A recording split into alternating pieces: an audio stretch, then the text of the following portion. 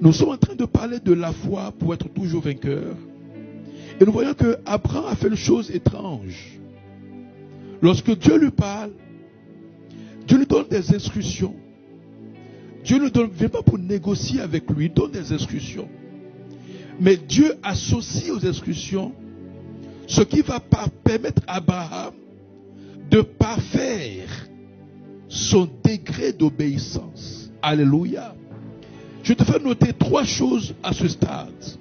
La première chose, c'est que la voix de Dieu, tu devrais l'attendre, ou tu devrais t'attendre à l'entendre à tout moment. Donc, première chose à noter, c'est que la voix de Dieu, tu devrais t'attendre à l'entendre à tout moment. Nous sommes dans un contexte où Abraham vit encore en famille, et nous voyons que Abraham se trouve à l'âge de 75 ans encore avec ses parents.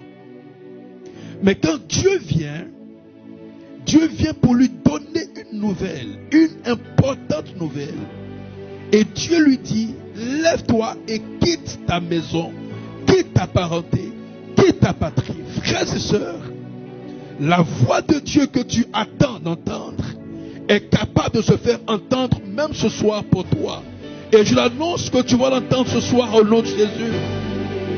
Deuxième chose, lorsque Dieu parle à Abraham, la Bible dit que Abraham a écouté la voix de Dieu, et il y avait, en plus de l'instruction du partir, il y avait des bénédictions, comme pour te dire que Dieu ne viendra jamais vers toi, même si tu as l'impression que ce qu'il te dit a l'air difficile à faire.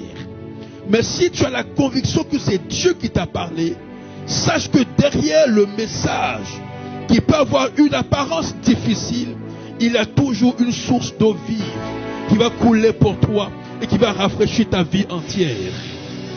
Et cette source d'eau vive s'appelle la bénédiction associée à la parole de Dieu.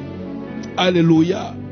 Et la troisième chose que nous entendons de ce message, de l'histoire d'Abraham au chapitre 12 hier, c'est que lorsque Dieu lui parle, la Bible dit, Abraham partit.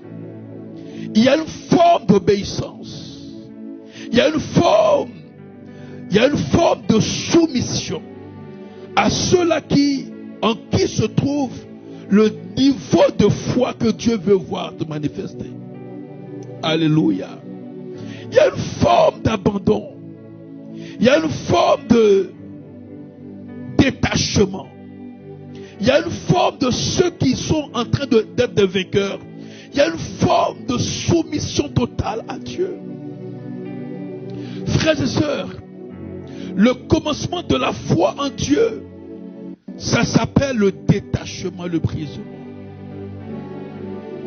Le commencement de la foi en Dieu, ça s'appelle le détachement et le brisement. Ce qui veut dire, frères et sœurs, que nous sommes des êtres de chair, des hommes et des femmes naturels. Mais ce qui va commencer à marquer notre vie spirituelle, c'est lorsque Dieu va regarder à la capacité de notre docilité en vue de faire de Dieu, de sa parole, une source pour notre obéissance.